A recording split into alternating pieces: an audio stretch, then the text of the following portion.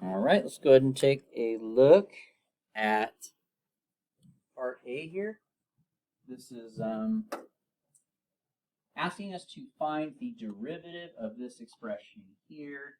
That's going to be a chain rule. Now my outside function is this square root here, and my inside function is this 25 minus x squared. Now there's two ways that you can find the derivative of the square root. One way is you can change the square root into a half power.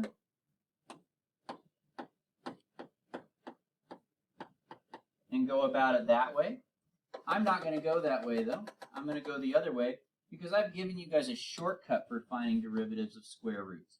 Square roots, derivatives, are always 1 over 2 and then whatever the square root is. Just like that.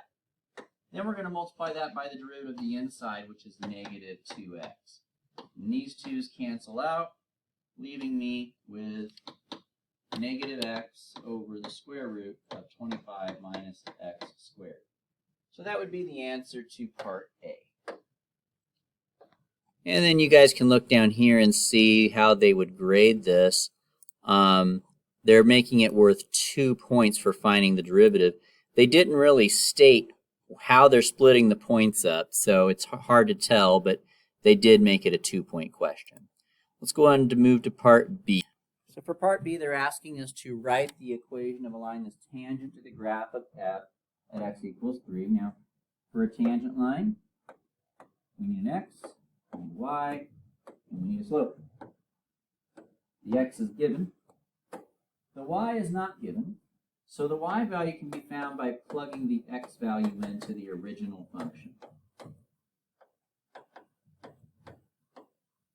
So simplifying this, we get 25 minus 9. Taking the square root of 16, we end up with 4. So my y value is 4, and my x value is negative 3.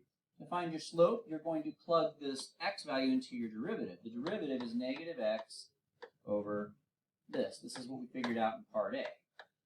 So now I'm just going to plug negative 3 into this expression.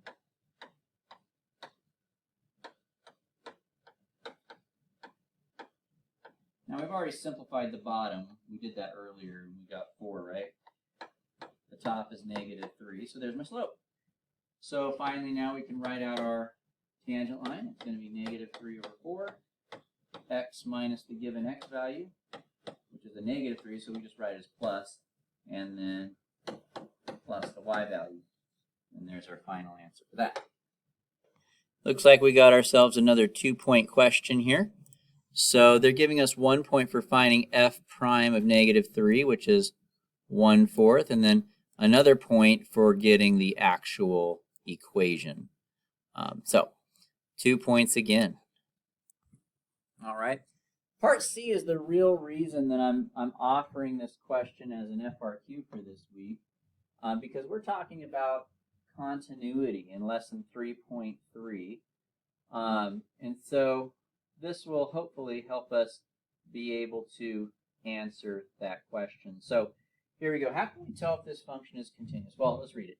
G is this function.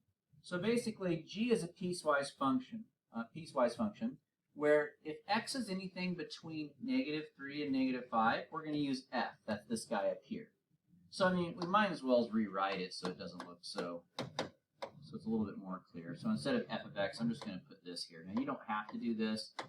And on an FRQ, I would consider this really to be a waste of time, and you don't have much of it time to test. So I wouldn't encourage you to rewrite it like this, but I'm just doing it for teaching purposes right now. So there's that. So I've got this piecewise function. So from here to here, it's this function, and then from negative 3 up to positive 5, we're going to use that function. And the question is this function g continuous at negative 3? They want us to use the definition of continuity to explain our answer. Well, the definition of continuity is as follows. G is continuous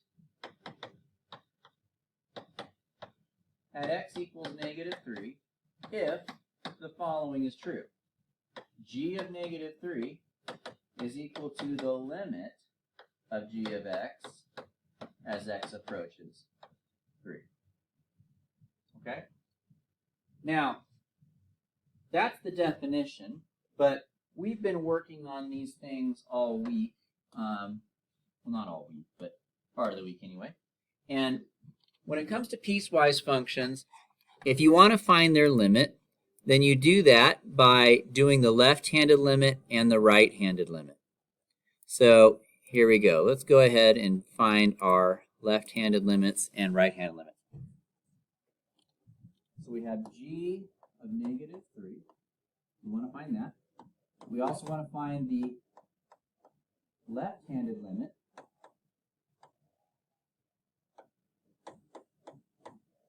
And we also want to find our right-handed limit.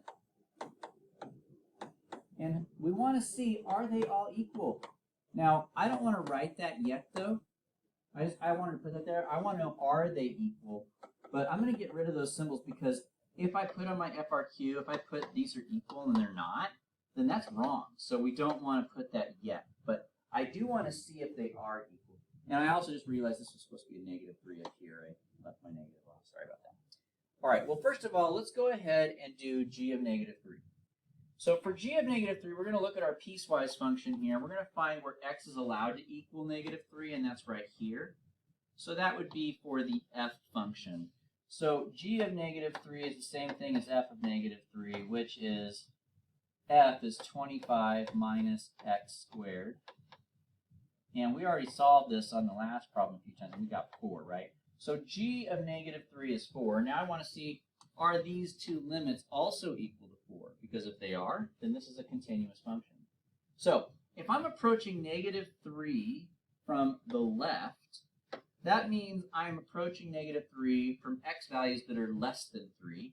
And once again, that's this same thing. That's saying x is less than 3. So this is also going to be f of negative 3.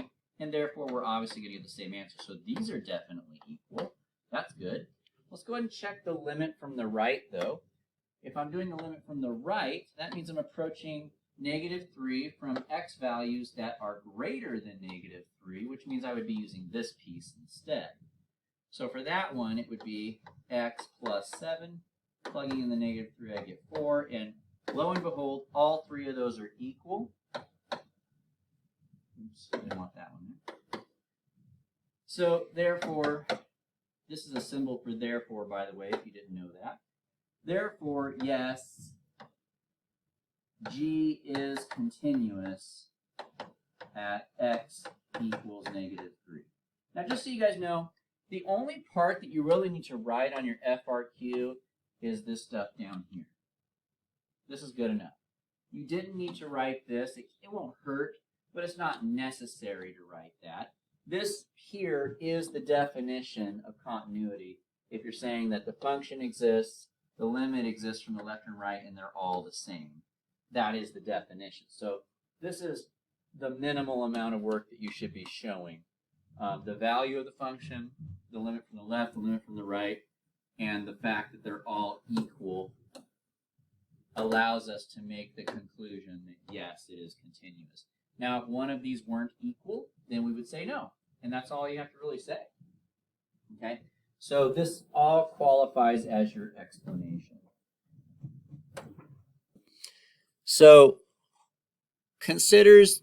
if we consider the one-sided limits, you get 1 point.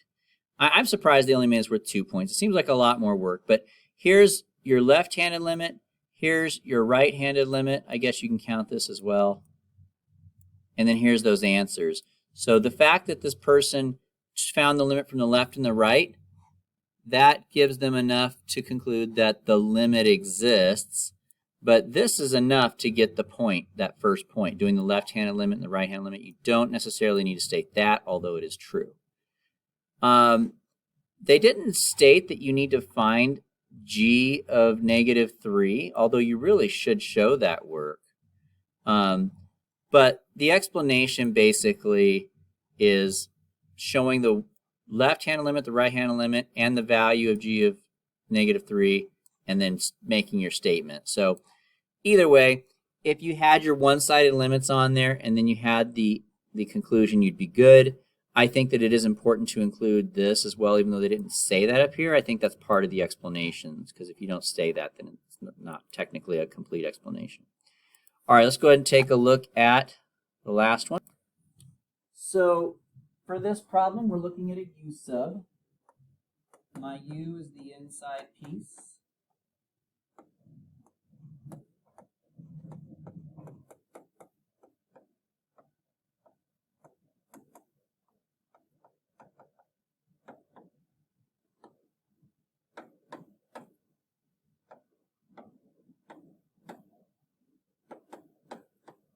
The x's are going to go away, and I'm just going to take that negative 1/2 out to the front.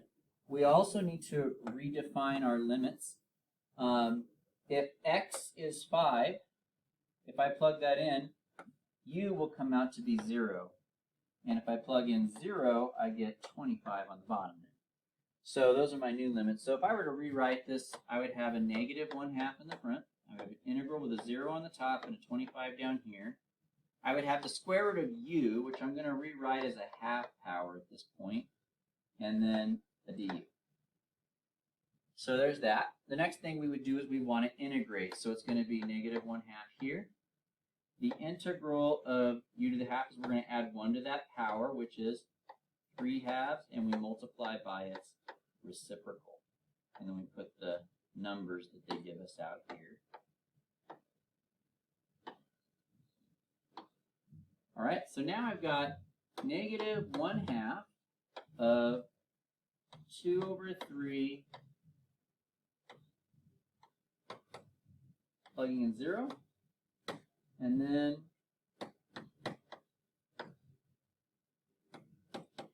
plugging in 25. Now on an FRQ, this is fine. You're done. You don't have to go any further, okay? It's because at that point, it's just basic math simplification, all right? So I would stop there if I were you. Now, I'm going to simplify it just because I want to, but you don't need to go any further than that. So I would encourage you guys to stop it. That looks terrible to simplify. But just for learning purposes, 0 to any power is going to be 0. And 0 times 2/3 is going to be 0. And 0 times 1/2 is going to be 0. So we're just left with 0 here. These become plus. What the heck is this going to be, though? What's 25 to the 3/2 power? Well, 25 to the 3/2 power is the square root of 25 being cubed. Well, the square root of 25 is 5, and 5 to the 3rd power is 125. So I have 125 there. Now, if I just think of this as 3 fractions being multiplied together, which it is, these go away, and I'm left with 125/3, and that's as simple as it gets. But like I said, you don't need to do all that. You can really just leave it after you plug the number in. Let's go ahead and take a look at how that would be graded. So you get 2 points for the antiderivative. So getting from this point here to this point here. In other words, doing your u substitution. Actually, I take that back. That's not the antiderivative. The antiderivative is this. There we go. They're making it 2 points. So my guess is they would probably be making the u substitution worth 1 point and then the actual antiderivative the other point. After that, just getting your answer is good enough. But remember, the answer is just plugging these numbers in. It's not necessarily simplifying. So there you guys have it.